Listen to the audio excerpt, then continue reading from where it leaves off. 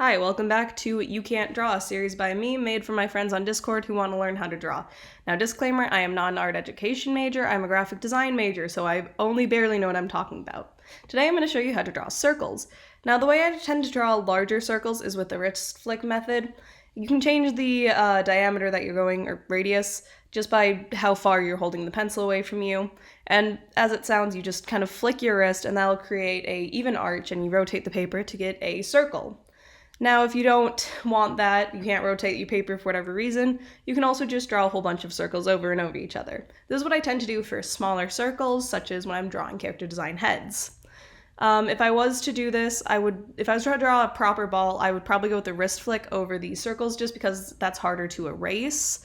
But if you're doing like multiple layers in a Photoshop document, I would recommend the smaller circles probably. Now, what can you do with these? As I said, you can use these to do character design. So I'm going to show you how to draw a couple heads, first from the front view, and then from the 3/4 view. Now this head's very basic, it's kind of more feminine, and it's just drawing those guidelines and then making a more rounded V that connects it with 2 V points. Now if you want to do a child, you're going to give it a lot shorter of a chin. They don't really have fully developed jaws. And then instead of having that V jawline, you're going to have a very curved, round, soft jawline. It gives the appearance of, chubby child cheeks. I can't say that. And it's just going to make it a lot more youthful, along with usually a larger skull. Now, if you want to do a masculine one, you're going to give similar proportions to the female one, but you're going to give it a flat chin and you're going to make the jaw less narrow. This will be much more masculine, and then you can customize these from there. Now, if you want to draw these faces in 3/4 view, all you have to do is draw that line a little bit off center, and then you're just going to draw, curved jaw lines. I tend to draw the ears because that's going to be a point it connects and on the edge of the circle. Now, for children's, it's going to be, once again, very small chin, very rounded, and I tend to give them very fat cheeks that then have to curve into their head. And I make sure this is soft. Now, with females, I will either give them very slight cheekbone or none at all in this case. And then for males, what I'll tend to do is give them very sharp cheekbones opposed to the child, along with that flat chin, just connecting all the points once again.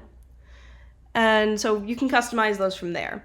Now I'm going to show you how to draw an eye, and originally this footage was a lot longer, and then I just cut out all the shading because I didn't find it very informational. Anyways, first things first, you're going to draw a big circle.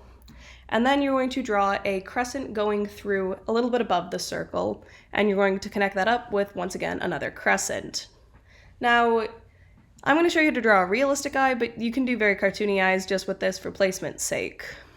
Now, the main focus I'm going to show you is how to do the eyelashes. And with that, there's about 5 points of contact, with the thicker lashes being on the outside of the eye, which is why you need to clarify where it is, and then very thin in the middle, and then just a few on the inner eye. And then you don't want to forget the lashes on the, the bottom lid. Those are only going to be in the corner, and they're very sparse once again, but they are important nonetheless. Now, to make the pupil, it's just drawing another circle in a circle. You're going to fill it in black with maybe a couple highlights in there. And then if you want, you can draw the eyelid. I didn't do the best job of that in this one. But it will just be, once again, following the curve of the original circle set. And then, of course, with circles, you can draw very cartoony blobs, like I did here. I'm sorry if this timing's a little off. For some reason, my recording that I'm looking at to voiceover keeps skipping parts, and it's very annoying. But anyways, let me know what you want me to try to teach you next. I can't promise anything. As you can tell, I'm very much not a professional. I'm graphic design, not art education, for a reason.